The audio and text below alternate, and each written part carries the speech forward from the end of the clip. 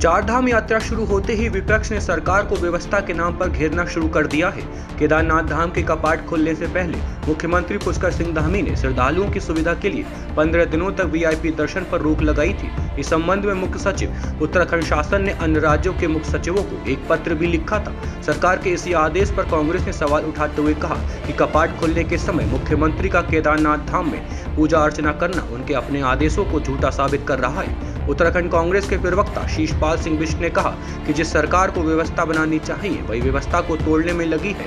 हालांकि कांग्रेस के इन आरोपों पर भारतीय जनता पार्टी की प्रवक्ता ने कहा कि मुखिया के तौर पर केदारनाथ में पूजने वाले श्रद्धालुओं का स्वागत करने के लिए खुद मुख्यमंत्री केदारनाथ गए थे, जो बिना किसी प्रोटोकॉल के श्रद्धालुओं के बीच में दर्शन के लिए गए हुए थे। निश्चित तौर पर उत्तराखंड सरकार मुझे लगता है बहुत ज़्यादा कन्फ्यूजन में है। उन्होंने पहले आदेश जारी किया कि जो है केदारनाथ धाम हो या चारों धामों में 15 दिनों तक जो है कोई वीआईपी दर्शन नहीं होगा, और फिर अपने ही आदेशों की जो है मुख्यमंत्री धज्जियां उड़ा रहे हैं। आप पहले ही दिन ही जो है कपाट उद्घाटन के अवसर पर केदारनाथ में पहुंच रहे हैं, अब शिल्पा शेट्टी भी वहां जा रही हैं। तो ये कैसा आदेश है जिसका स्वयं मुख्यमंत्री ही पालन नहीं कर रहे हैं? तो प्रदेश के अन्य वीआईपी कैसे इसका जो है पालन करेंगे? और आप अपने आदेशों का अगर स्वयं पालन नहीं कर सकते और उसका पालन नहीं करवा सकते तो ऐसे आदेश जारी करने की क्या आवश्यकता है? ये सरकार जो है मुझे लगता है कि बहुत ज़्यादा कन्फ्यूजन में है, और इसे जो है ये तय नहीं कर पा रही है कि जो है किस तरीके से जो है केदारनाथ धाम में या चारों धामों में व्यवस्था बनानी है। आप देखिए जिस तरीके से कल कपाट उद्घाटन के अवसर पर जो है तीर्थ पुरोहितों ने विरोध किया, स्थानीय व्यापारियों ने जो है विरोध किया, ये अच्छे संकेत नहीं है। ये इस ओर इशारा करते हैं कि आपने सभी पक्षों से बातचीत नहीं की, उनकी समस्याओं का समाधान नहीं किया,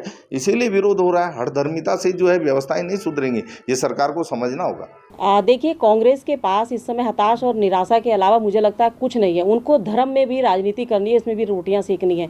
श्रद्धालु प्रदेश के अंदर, हमारे उत्तराखंड के अंदर देवभूमि के अंदर पहुंच रहा है बाबा केदार धाम के दर्शन करने के लिए। तमाम प्रदेशों से यहाँ पर श्रद्धालु आ रहा है। उनके स्वागत के लिए प्रदेश के मुख्यमंत्री अगर नहीं होंगे तो कौन होगा?